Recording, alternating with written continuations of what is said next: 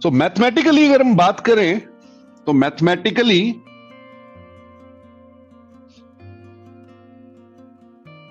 Integration is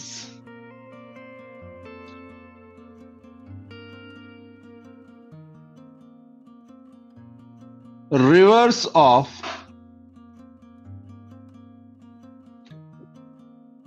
differentiation.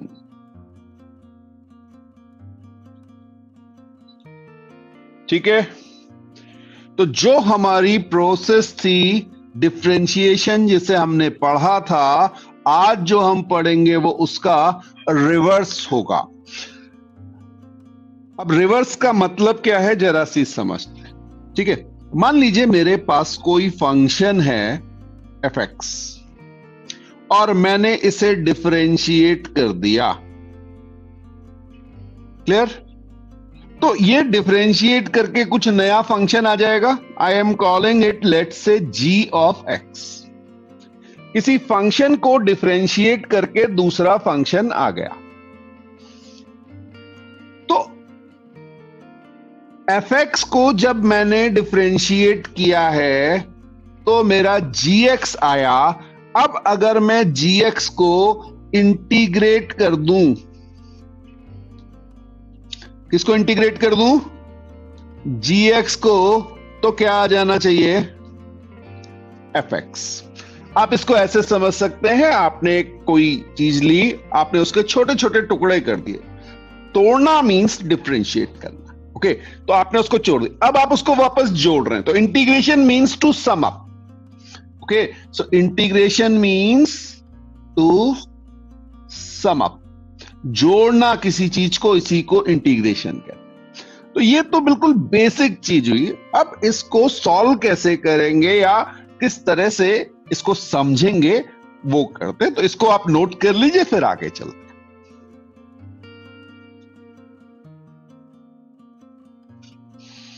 ठीक है जी, तो मान लीजिए एक एग्जाम्पल ले रहे हैं। सपोज हमारे पास y की वैल्यू दी हुई है 4x स्क्वायर प्लस 3। ठीक, अब हमने डिफरेंशिएशन पढ़ लिया था, जल्दी से मुझे बता दीजिए dy बाई डी एक्स क्या आएगा?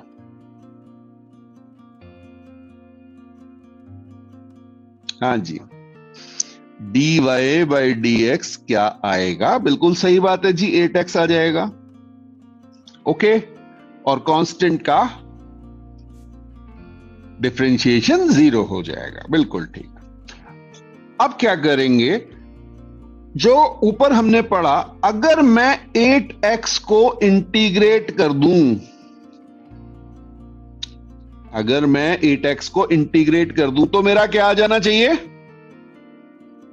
हाँ जी, ये वाला फंक्शन जिसको डिफरेंशिएट करके ये आया है। लेकिन लेकिन लेकिन अब ध्यान रखिएगा, जब मैं इसको इंटीग्रेट करूंगा तो मेरा जो फंक्शन आएगा वो 4x square plus some constant आता है। क्यों आता है?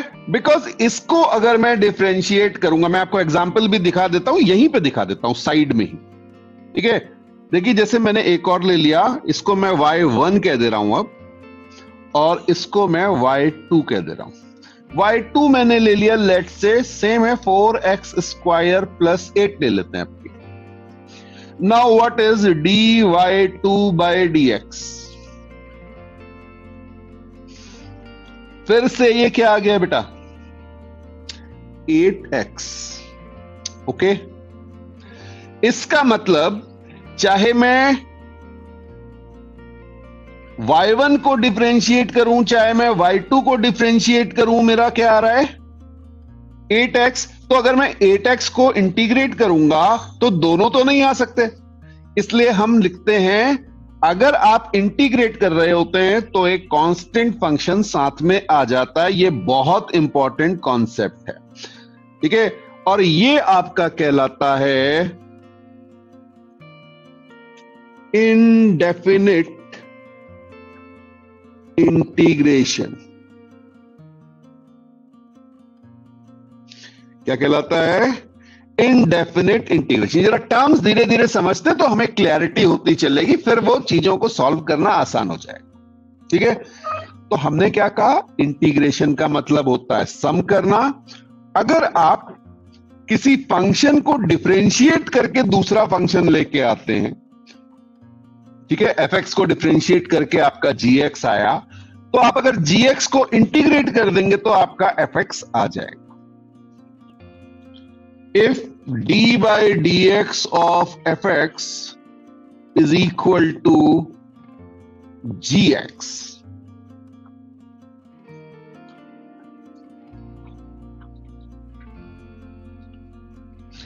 then dfx is equal to gx into dx। ये समझ में आया? क्रॉस मल्टीप्लाई कर दिया मैंने। dx क्या था? dx is small change in x। dx क्या था? Small change in x। ये क्या चीज है बेटा? Small change in fx। Okay, अब देखिए यहां पर इंटीग्रेशन का साइन कैसे होता है। तो अगर मैं यहां पे लिखूं माय फंक्शन fx, या ऐसे लिख लेते हैं इंटीग्रेशन dfx, इंटीग्रेट कर दिया हमने, दैट इज, ये इंटीग्रेशन का साइन है बेटा।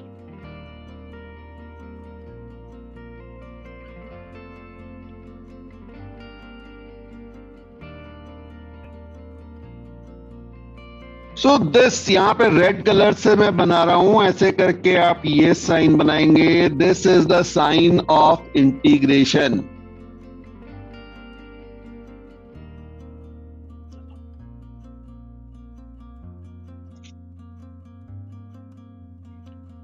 तो मैंने आपसे कहा कि ये जो साइन है, ये साइन रहा हमारा इंटीग्रेशन का साइन। क्लियर? और ध्यान रखिएगा जब भी आएगा तो सामने इसके dx भी लिखा हुआ होगा, और जो ये टर्म है, ठीक है ना, gx, जिसे आप इंटीग्रेट कर रहे हैं, इसे आप कहते हैं इंटीग्रेंड।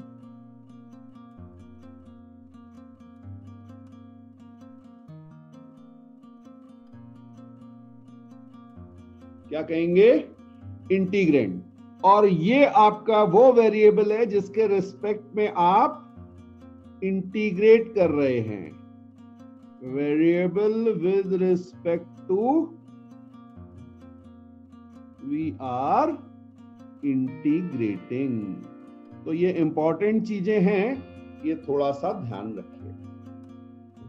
ठीक है, अभी मैंने आपको जनरल fx gx के टर्म्स में दिखाया। अब मैं आपको इसको ऐसे भी दिखा सकता हूं। मान लीजिए y इज इक्वल टू, या आप ऐसे लिख लीजिए dy by dx is equal to some function f। जरूरी नहीं आप f को ही डिफरेंशिएट करें, आप कोई और फंक्शन को डिफरेंशिएट करके y आ सकता है। ठीक है, तो इसको आप कैसे लिखेंगे? y इज इक्वल टू, या dy is equal to f dx लिख लीजिए। ये क्लियर? अब आप दोनों साइड इंटीग्रेट कर लीजिए, और जब भी इंटीग्रेट करेंगे तो एक कांस्टेंट लगा देंगे। ये आपको समझ में आया तो मुझे रिस्पांस भेजिए, फिर आगे चलते हैं। चलिए फिर इससे रिलेटेड कुछ एग्जांपल्स देख लेते हैं।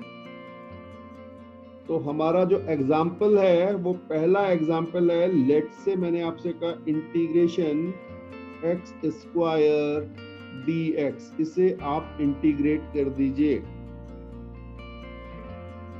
ये आपका x to the power n का फॉर्म हो गया, तो आपका आंसर क्या आ जाएगा? हाँ जी बिल्कुल, आपके मैसेजेस आने लग गए, बिल्कुल बहुत अच्छे बेटा। x टू द पावर, एक पावर आपने बढ़ाई, डिवाइडेड बाय 3 कर। ठीक है, अब एक चीज का यहां पर ध्यान रखिएगा, जो ऊपर फॉर्मूला है इसमें, क्योंकि अब मैंने आपको एक एग्जांपल दे दिया, n की वैल्यू -1 नहीं होनी चाहिए। क्यों नहीं होनी चाहिए? हाँ बिल्कुल सही, n की वैल्यू -1 होते ही आपका क्या होगा, ये n+1 जो है ये अनडिफाइंड हो जाएगा ना, समथिंग बाय 0। वेरी गुड, 0 नहीं होगा बेटा, समथिंग बाय 0 हो जाएगा। क्लियर? हाँ ठीक है। तो चलिए अब यहां पर ध्यान रखिएगा, बहुत इंपॉर्टेंट है। ठीक है, ये लिखेंगे तो ये गलत हो जाएगा क्योंकि ये इनडेफिनिट है, यहां पे आपको सी लिखना पड़ेगा।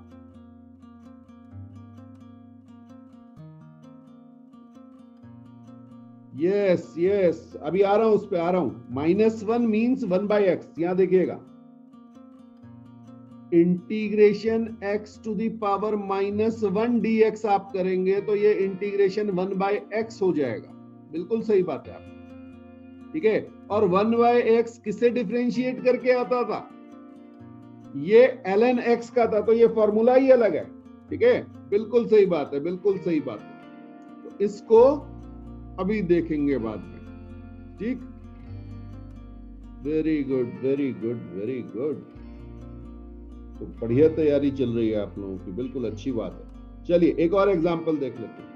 Integration 1/√x dx। हाँ जी, इंटीग्रेशन 1/√x dx। इसे हम देखेंगे, इसे हम क्या लिख सकते हैं, integration x to the power -12 dx। ये समझ में आ गया बेटा?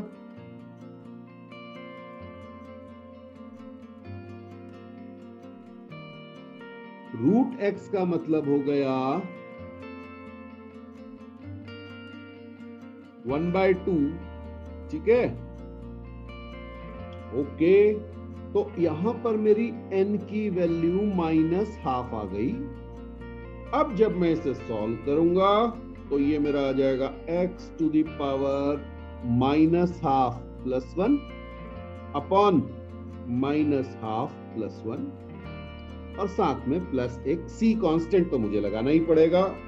जीरो मत हो जा कांस्टेंट, हाँ ये 0 0 वैसे कभी हो सकता है, वो 0 दिखाने का मतलब यही था कि सॉफ्टवेयर भी कह रहा है कि हाँ 0 लगाते रहना, 0 भी हो सकता है, बट हमेशा 0 होगा ये जरूरी नहीं है। ओके, तो ये बेटा आपका आ जाएगा x टू द पावर ½ तो इसको 2 लिख दूं प्लस c।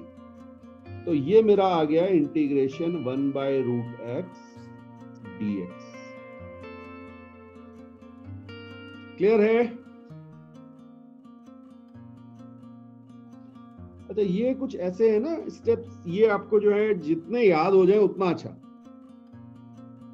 अब हर एक फॉर्मूला तो नहीं याद कर पाएंगे, लेकिन ये √x 1/√x। चलिए एक और देख लेते हैं, इंटीग्रेशन √x dx।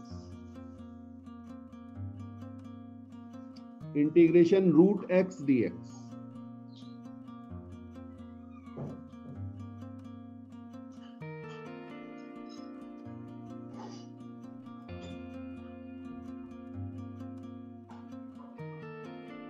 हाँ जी,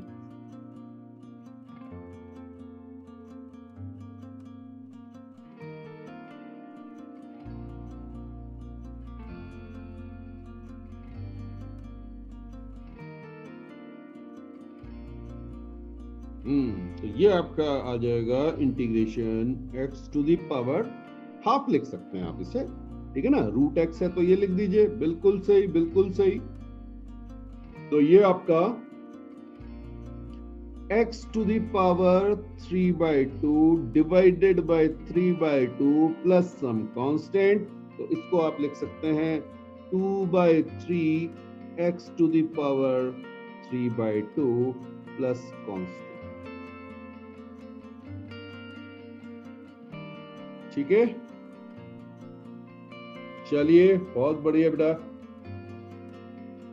हाँ जी, आकाश दरबारा उत्कर्ष सबके आंसर आने लग गए हैं। हाँ बिल्कुल सही बात है बेटा, अभी तो मेरे क्वेश्चन लिखने में ज्यादा टाइम लगेगा, आप ज्यादा अच्छी तरह कैलकुलेट कर ले, बट जल्दीबाजी मत कीजिएगा, फिर से कह रहा हूं। ठीक है, ये जल्दीबाजी में कुछ गलतियां हो जाती है। तो ये मेरे ख्याल से x to the power n सबको क्लियर हो गया। ठीक, तो ये हमारा पहला फॉर्मूला था। ओके, दूसरा फॉर्मूला देख लेते हैं। सेकंड फॉर्मूला लिख रहे हैं बेटा। तो अभी हमने बात की थी n इज इक्वल टू -1 छोड़ा था, तो अब लिख लीजिएगा integration 1/x dx is ln x plus c, और ln मैंने आपको बताया ln क्या होता है, log बेस e। ठीक है, चलिए, तो इसमें कुछ बहुत ज्यादा इलेबरेट करने की जरूरत है नहीं। एक और देख लेते हैं। एक फंक्शन हमने देखा था e to the power x। हाँ जी, तो इसको डिफरेंशिएट करके भी यही आया था, तो इसको इंटीग्रेट करके भी यही आएगा। बिल्कुल सही बात है, ये सबसे सीधा है। इसको डिफरेंशिएट करो या इंटीग्रेट करो वही आ जाता है, बस वो कांस्टेंट का ध्यान रखिएगा। क्लियर? ओके, तो ये भी हो गया। अब आ जाते हैं जरा ट्रिग्नोमेट्री वालों में। तो ट्रिग्नोमेट्री में जब मैं साइन x को इंटीग्रेट करूंगा तो क्या आना चाहिए, बहुत ध्यान से। साइन x किसे डिफरेंशिएट करके आता,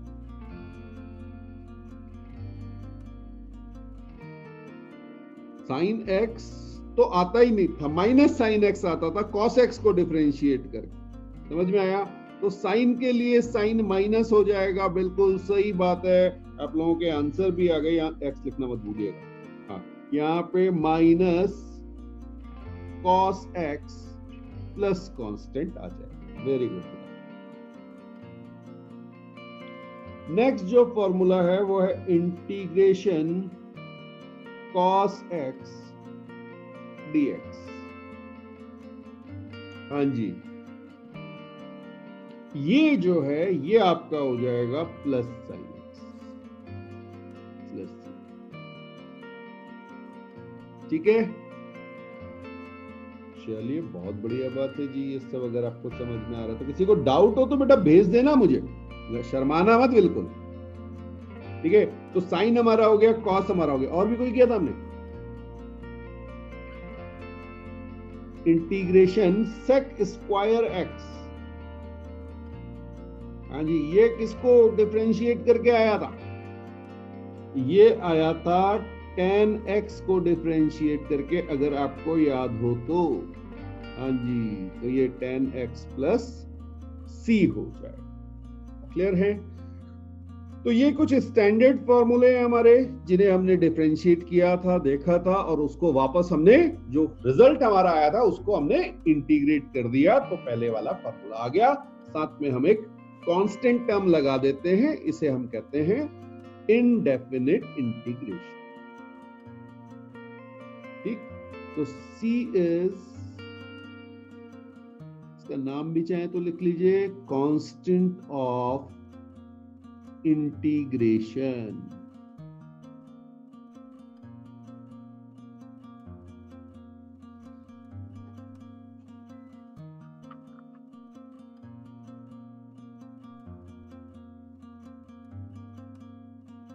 अब बेटा इंटीग्रेशन जो है वो अपने आप में एक बहुत बड़ी यूनिट है। मैथ्स में आप इसे ऑलमोस्ट आधा टाइम जो है वो पढ़ेंगे 12th क्लास में।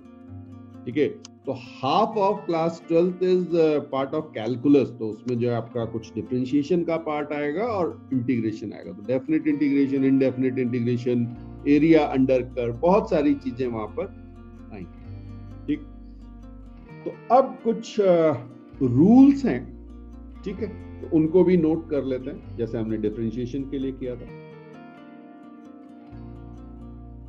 तो रूल्स ऑफ इंटीग्रेशन, बेटा आप बाकी सब के भी कर सकते हैं, जैसे बिल्कुल वैसे ही। मैं हर एक पे नहीं जा रहा हूं, मैं आपको सिर्फ बेसिक्स वाले बता दे रहा हूं, ठीक है ना। वो सब आपके मैथ्स में आएगा, आप परेशान मत होइए।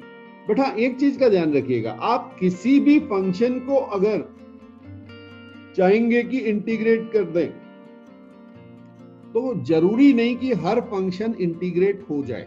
ये थोड़ा सा आगे जाके आपको क्लियर होगा, बट अभी इसीलिए मैंने आपको क्या बताया, मैंने जो शुरुआत की, मैंने आपको कहा कि जो चीज डिफरेंशिएट होके आ रही है उसको आप इंटीग्रेट करेंगे तभी वो इंटीग्रेट होगा। अगर कोई चीज डिफरेंशिएट होके नहीं आ रही, कोई फंक्शन किसी डिफरेंशिएशन का रिजल्ट नहीं है, तो जरूरी नहीं कि वो इंटीग्रेट हो। क्लियर? तो ये ध्यान रखिए। तो रूल्स ऑफ इंटीग्रेशन में पहला रूल लिख लीजिए। तो अगर आपके पास मान लीजिए आप इंटीग्रेट कर रहे हैं, ठीक है, k into some function f x d x है, where k is a constant. k क्या है? कांस्टेंट।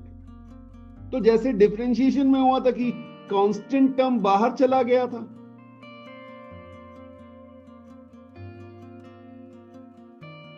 ओके, तो k f x d x आप उससे लिख देंगे। ये जीरो नहीं है बेटा, वो ब्रैकेट बनाइएगा, ये जीरो बना दिया मेरे सॉफ्टवेयर ने, ओके।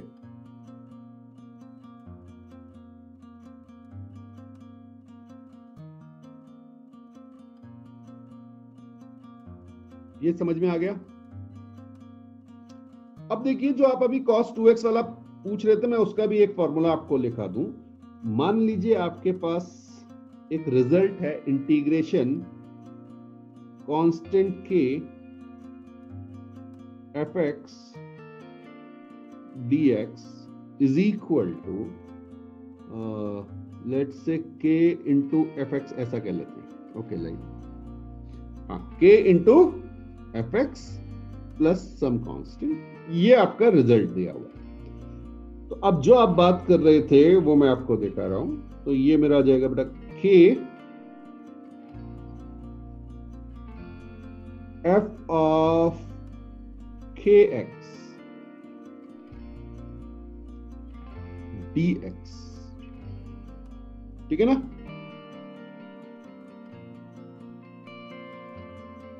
ये क्या हो जाएगा? k times f of kx upon k plus c।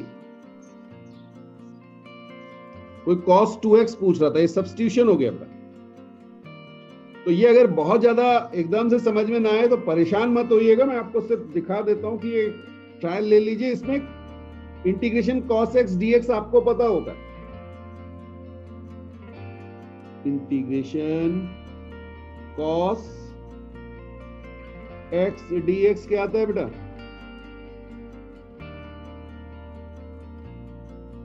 हाँ जी,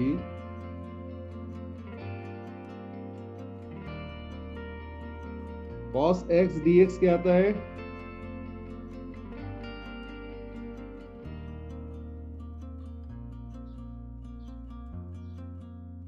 sin x plus c। Okay okay okay okay,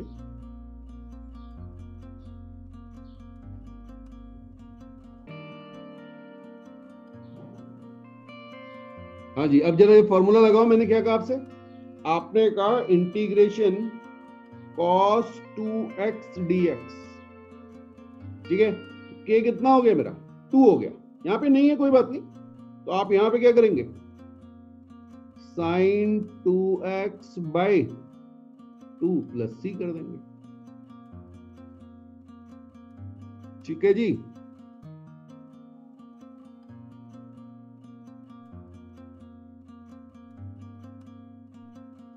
हाँ जी बेटा, साइन का ध्यान रखिएगा, इंटीग्रेट कर रहे हो माइनस नहीं आएगा।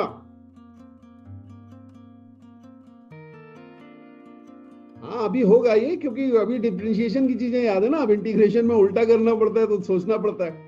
तो ये प्लस माइनस का अभी शुरू में होगा, जितनी जल्दी इस पे कंट्रोल कर लें बेटर। तो ये क्योंकि आपका क्वेश्चन आ गया था इसलिए मैंने ये वाला फॉर्मूला दे दिया, जनरली ये फॉर्मूला बाद में आता है।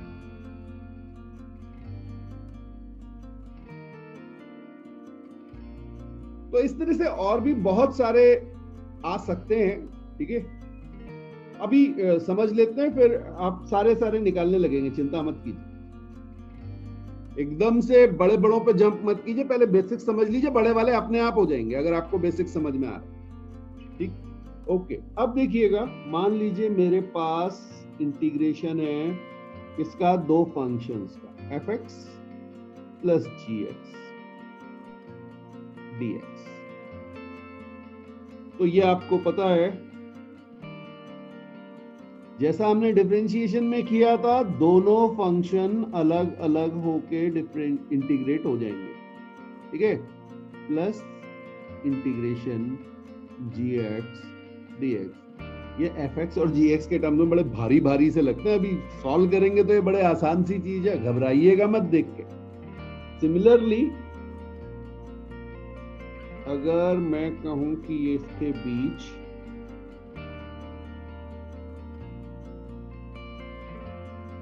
माइनस का साइन है, तो यहां पर साइन भी कैसा हो जाएगा, यहां तो एफ एक्स डी एक्स आएगा, इनके बीच में जो साइन है वो नेगेटिव हो जाएगा। तो ये मेरे ख्याल से सभी को समझ में आ गया होगा, ठीक है। नोट कर लीजिए, फिर थोड़े से एग्जांपल्स करते हैं और क्लियरिटी बनेगी।